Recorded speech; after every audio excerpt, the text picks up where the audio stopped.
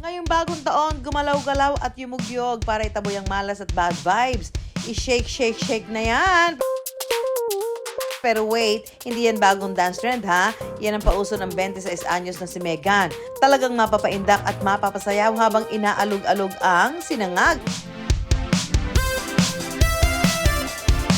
Gala! Sige, shake lang ng shake. Shake it till you make it.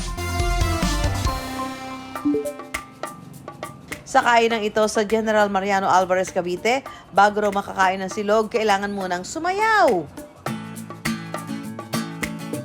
Ay, wow! Ang kanila kasing sinangag, aalugin muna para manuot ang flavor sa bawat butil. Yan ang Shake Shake Rice. Si Megan ang kasama natin dito. Ano ba itong Shake Shake Rice? Dati, ang alam lang natin sinishake na pagkain ay mga prutas, di ba? Tama po, prutas. Hindi ang alam mo. Tama. Ngayon, meron ka ngayon rice. Opo, naisip po namin maging base yung sinangag na kanin para i-shake po sa loob ng garapon with different flavors, Madam Susan. Dahil sa hirap ng buhay, pinangarap na raw talaga ni Mega na magkaroon ng sariling negosyo. Isang araw, habang kumakain, naalog ang utak niya ng isang bright idea.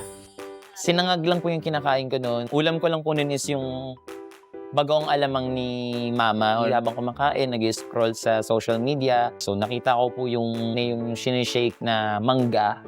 Sabi ko, nagtitrending po yun, pinipilahan. Tapos sabi ko, perfect to, wala pa nun dito sa amin. Kaso bigla ko pong naisip na parang hindi naman araw-arawin ng tao yung mangga. Sakto nga po kumakain ako ng sinangag. Tapos pagka dut-dut ko po nung sinangag dun sa bagoong, ayun po, naisip ko na why not sinangag yung magiging base nung product ko. Mula sa personal recipe ng nanay ni Mega na bagoong alamang, nabuo ang unang flavor ng kanyang Shake Shake Rice. Pinakaunang goal ko kung magiging well-mixed ba yung flavor doon sa rice. Kung magbubuo-buo lang ba yung flavor o magiging well-mixed. Nung unang shake ko, sinangag plus bagoong alamang, pagkakita ko po, sobrang well-mixed po talaga siya. Pagkatikim ko, ganun pa din naman po yung lasa. Pero yung idea, yun po yung nag-ano po talaga sa akin, nag-audio kung bakit shake silog po yung magiging business ko. Bukod sa bagoong alamang o bonggalamang, nadagdagan pa ang flavors ng kanyang Shake Shake Rice. Mayroon na ring aklanghang na nilalagyan ng chili garlic oil, veggie paras na may mixed veggies, garlic cadito o garlic fried rice, kimchika o kimchi fried rice, at kineso o cheese-flavored fried rice. Aklanghang! Yeah, pero matikas. Oo, di ba? Tapos may cheese. Kineso para sa mga bagets. Ito, uso-uso kineso, kinimeru, ano ba yan? Yeah, kineme. mga Ngani, yan po. ngani. Kineso ngani. Teka muna, sino mag-shake?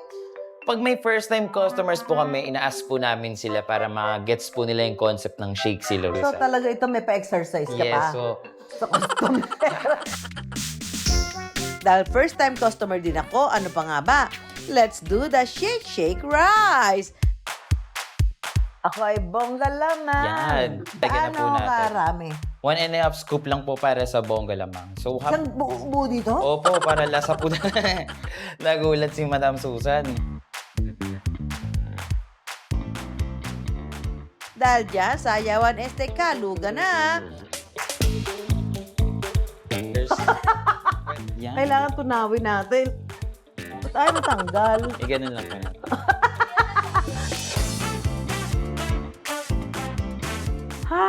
Check natin yung kanina. Oh, ito may kasama exercise. Tarang! Madam. Yan, pwedeng isang ganunan lang. Sinasandok ba? Opo. Pwede na may sali? Pwede naman po. Yan. So, pagka nagawa mo na ganito nga, gusto mo nga may ulam. Opo. Pwedeng mamili ng ulam. May boneless bangus, adobo flakes, sisig, bologna strips, chicharong bulaklak, at pork Shanghai. At syempre, hindi yan magiging silog kung walang itlog. Mabibili ang isang meal mula 85 hanggang 125 pesos depende sa ulam. Ang Shinyay kong bonggalamang, papartneran natin ng boneless bangus, ang bestseller combo raw nila. Parang terno talaga siya. Sarap nga. Masarap yung timpla mo ng bangus, ha? Yan. Akala ko maalat kanina kasi 1.5 yung nilagay na ano. Pero tama lang yung timpla niya. Masarap ang bagoong ni nanay. Pinagod mo ako. 23 anyos lang noon si Megan nang maisipang magnegosyo. Hindi raw kasi sapat ang kinikita sa pagiging events host para matustusan ang pangangailangan ng pamilya, lalo pat siya ang tumatayong breadwinner. Pagkakita ko po sa wallet ko, meron lang akong 5,000 pesos. And as I compute, parang aabot lang po siya ng pang-ano lang siya, raw product. Naisip ko po, instead na mangutang, naglakas loob na lang po ako sa mga clients ko na mag-advance payment po sila or mag-fully paid kung kaya. Mula sa advance payment ng kanyang mga kliyente, nakalikom siya ng 15,000 pesos na karagdagan sa kanyang puhunan. Para mas makatipid, hindi muna siya nagrenta ng pwesto. Naglagay lang siya ng mga mesa sa terrace ng inuupahang bahay. Naging maganda raw ang takbo ng negosyo. Tinangkilik ng tao ang naisip na produkto hanggang sa nakakuha siya ng maupahang pwesto. Pero hindi pala pangmatagalan ng ginawa. Nagsunod-sunod naman ang mga pangyayaring yumanig sa buhay ni Megan. Magkasunod na namatay ang kanyang mga lola at na-stroke naman ang kanyang tatay. Tumagal yung kami sa hospital, mga 4 months. Mga February, nakauwi po kami pero bedridden na po siya. Dahil sa dami ng gastos at para mas maalagaan ang tatay, napilitan siyang isara ang negosyo. Health ng father ko yung pinag-uusapan or buhay niya. Kayang-kaya ko po i-sacrifice yung business. Pero pumanaw rin kalaunan ng kanyang tatay. Sa kabila ng mga nangyari, hindi na alog ang paniniwala ni Megan sa negosyo. Nakakuha na ulit siya ng pwesto at ngayon mayroon ng 8 empleyado. Bukas sila mula alas 6 ng gabi hanggang alas 12:30 ng madaling araw.